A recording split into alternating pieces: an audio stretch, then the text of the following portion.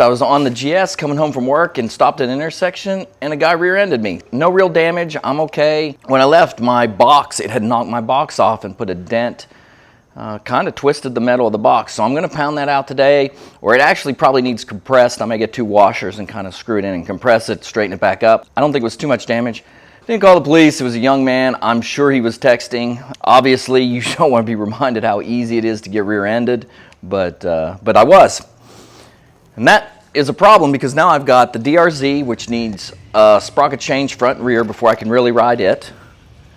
I need to replace my box, double check to make sure there's no damage, and then get back to work on the CT. I'm putting on a down tube, repainting it, and just kind of taking things off and putting a buffing wheel to it. I want it to look as good as possible, and back to, I'm not going to restore it so much as I'm going to preserve what's there, but I do have the extra piece for the down tube. It needed a front brake, and it needs a chain. So I'm going to do all that, and then when I do that, I'll lube everything, check the bearings. It just makes sense as you pull things off to check them and make sure everything's okay. So I have a CT project going that it's a little bit taken apart, but I can still ride it if I want. The SIDS 125, brand new bikes in perfect condition. DRZ 400, after the BDR, it rolled over 10,000 miles. It's a little over 10,000 miles now total. Front and rear sprocket look really bad, so I need to replace them. Everything else is okay, but I do have to do that work.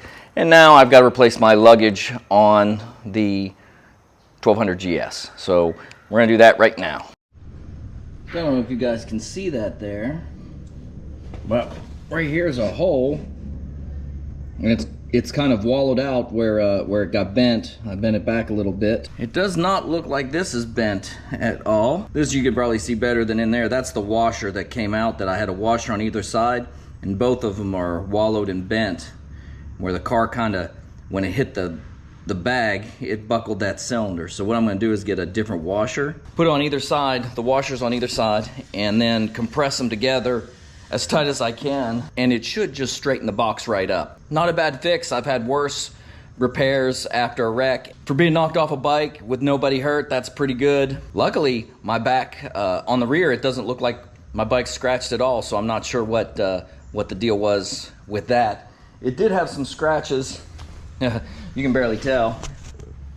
I don't know, right here, you can see where it's scratched, where I dropped it. You know, he hit me, I kind of waddled forward as I dropped it, and then this bar did its job. And I mean, it's a crash bar, it's made to do that. So nothing else on the bike.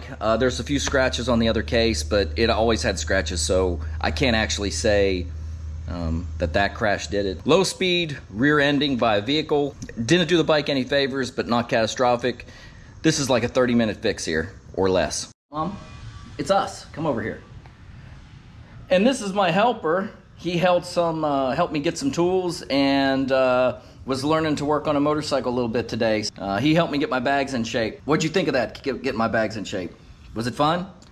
Yeah, and I want to give you a hug. Oh.